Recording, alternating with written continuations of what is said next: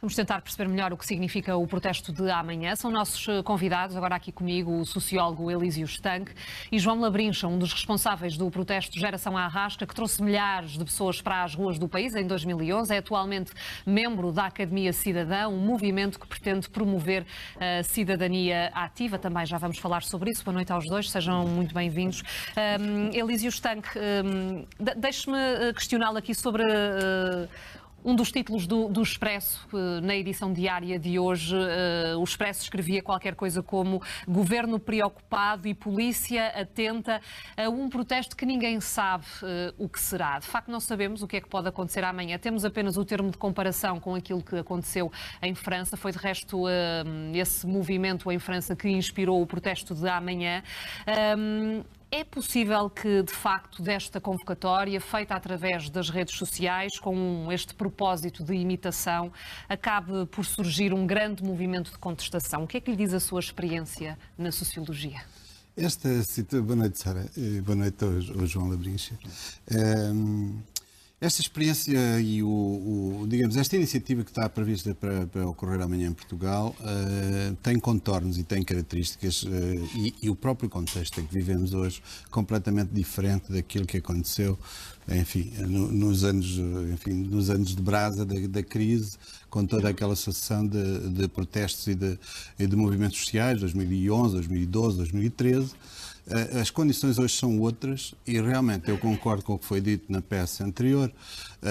Há um efeito mimético na medida em que as redes sociais, a esfera da comunicação digital hoje em dia é fácil, digamos, de a contaminação poder acontecer e, portanto, sem dúvida que, olhando para a situação da Europa, olhando para os recentes acontecimentos em França, é compreensível e, sobretudo, sabendo que existem, no fundo, motivos estruturais, concretos e objetivos para acentuar o descontentamento de setores muito importantes da população portuguesa, da população europeia, designadamente setores das classes médias que estão bastante descontentes porque há uma sobrecarga fiscal, de facto, que tem-se acentuado e, por outro lado, os níveis salariais dos setores qualificados estão praticamente estagnados ao longo dos últimos 20 anos e, portanto, quando Macron toma aquelas decisões de, por um lado, assumir que vai, digamos, aliviar a sobrecarga de impostos sobre os mais ricos e, ao mesmo tempo, aumentar os impostos que incidem diretamente sobre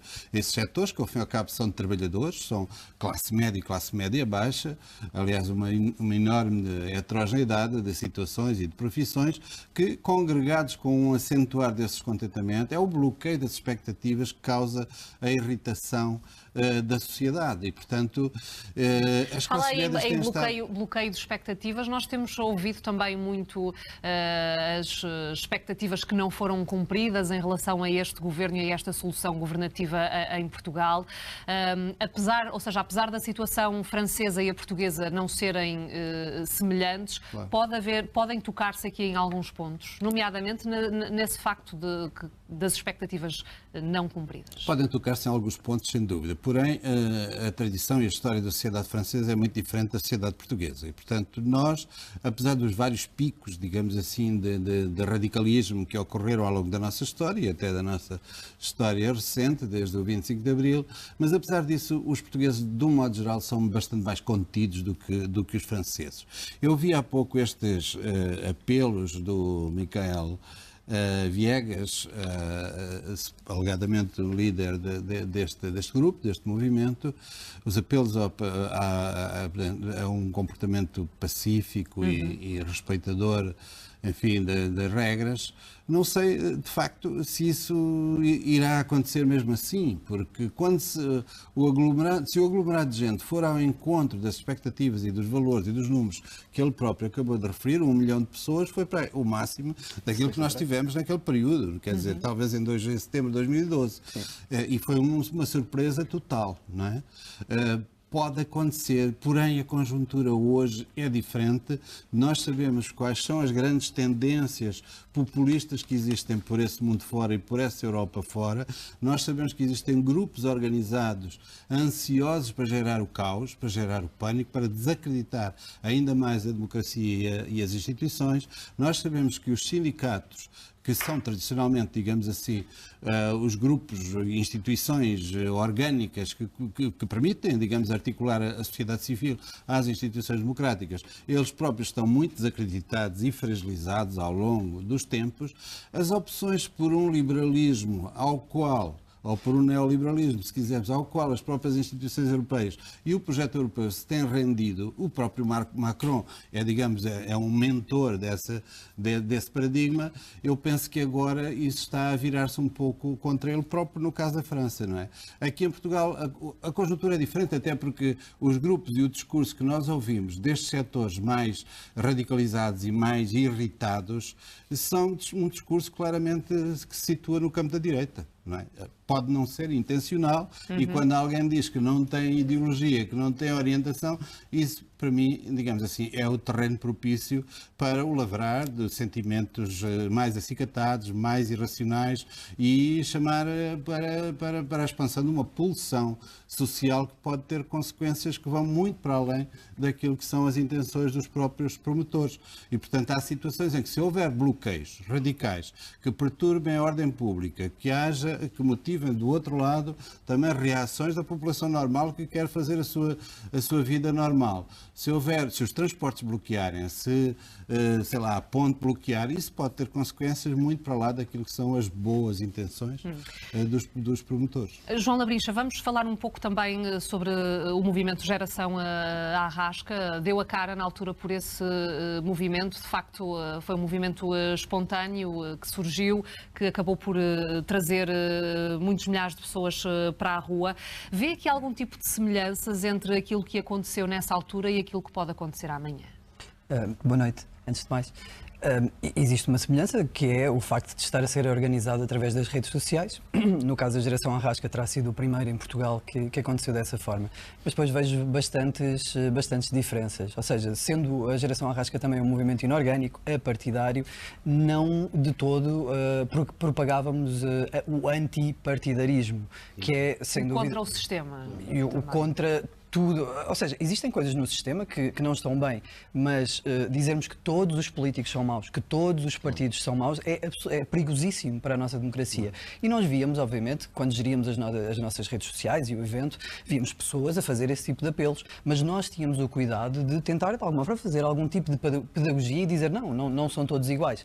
Porque a consequência disto normalmente é resvalarmos para ideias de extrema-direita, de eliminação dos partidos, a proibição dos partidos, ou como é o caso deste manifesto, deste movimento, a redução drástica do número de deputados, que é também uma ideia perigosíssima. Uma proposta radical da direita, sempre. E que é uma proposta de extrema-direita. Aliás, os partidos, o PNR e o Chega, o Novo Chega, é realmente uma das suas bandeiras.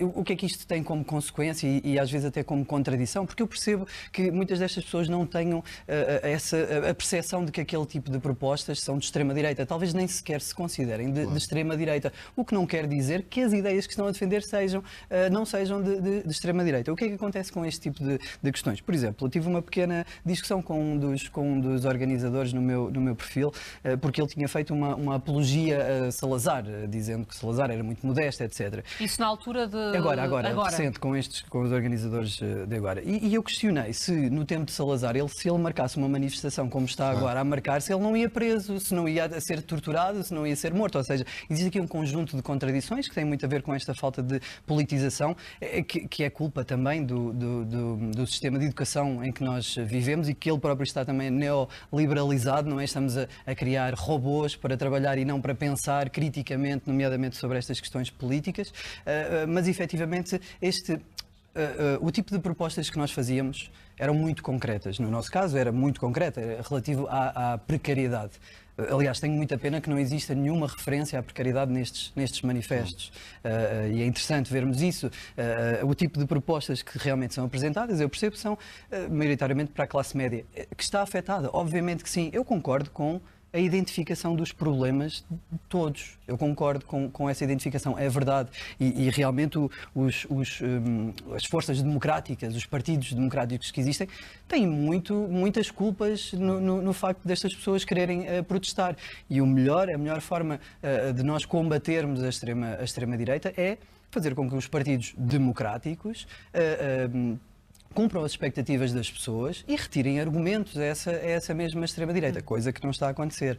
Mas aquilo que eu vejo são apelos populistas que normalmente não estão a pensar nas consequências. Este da redução dos deputados é uma. Eu sei que uma das organizadoras e porta-vozes deste movimento diz que estão a pensar em criar um partido.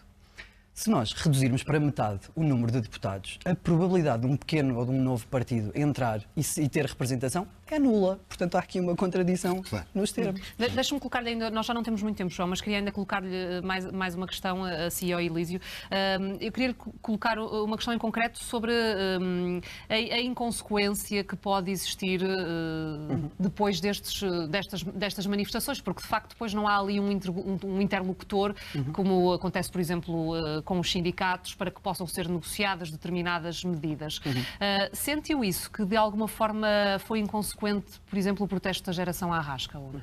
A inorganicidade tem esse problema e nós sentimos alguma dificuldade. A verdade é que continuamos a falar de precariedade ainda hoje. Obviamente, mas primeiro eram claros quem eram os organizadores, portanto nós pedimos às pessoas que no dia nos trouxessem as propostas, recebemos milhares de cartas que podem ser consultadas hoje na Biblioteca da Assembleia da República e fomos nós comprometemos publicamente a levar essas propostas. Mais do que isso, nós a seguir apresentámos uma proposta de lei com 3 pontos muito claros relativamente à precariedade. Não está tudo resolvido, infelizmente não, mas houve avanços significativos e eu acho que a geração Arrasca iniciou esse processo. Elísio, é motivo para questionarmos se esta questão da organização sindical, por exemplo, pode mudar, entretanto? Isto significa que os sindicatos têm falhado, têm estado mais ausentes do terreno, por exemplo? Do que são, de facto, as ânsias e os problemas tal das como pessoas. várias outras instituições democráticas têm perdido credibilidade e, portanto, eu penso que tem muito a ver com esta mudança de paradigma inicialmente numa lógica de maior pragmatismo, de maior economicismo, mais mercado, como se o mercado, digamos assim, fosse a solução milagrosa para todos os problemas. Isso abriu as portas a muita coisa, descredibilizou, por exemplo, um modelo central no projeto europeu, o modelo social-democrata, não é? E eu penso que tem muito a ver com essa descredibilização, também a descredibilização dos sindicatos. As sociedades europeias mantiveram-se durante décadas em grande equilíbrio dinâmico, naturalmente, e com pluralismo, e com liberdade, etc., mas com mecanismos de diálogo e de negociação em que os sindicatos ocuparam um papel central. Neste momento eles estão mais fragilizados. Por outro lado, a participação democrática dos cidadãos, de um modo geral, nos atos eleitorais, nas iniciativas políticas, é hoje em dia muito menor. E é aí que eu creio que é o terreno propício para crescer o populismo. O populismo tem sempre este discurso mais ou menos primário, mais ou menos ao encontro das pulsões mais irracionais. Pois os políticos são todos corruptos, por exemplo, é uma frase, não é? Vamos acabar com a corrupção. Eles têm... Quais são as soluções que apontam, para além de quererem encontrar com o Primeiro-Ministro? Que soluções? Vamos acabar com os impostos todos? Mas eles não falam das desigualdades sociais, não falam dos problemas do desligamento, por exemplo, do campo laboral e desta precariedade que continua, infelizmente, muito presente, inclusive até na comunicação social, como sabemos, tem sido também objeto de questionamento e de protestos. Portanto, e outros políticos que hoje em dia, infelizmente, tornou-se um discurso fácil. O perigo que espreita por trás desse discurso é acabar com a vida partidária, portanto, acabar com a democracia, virar o Salvador, tirar para a ordem. Vamos aguardar a ver como o protesto da manhã. Obrigado.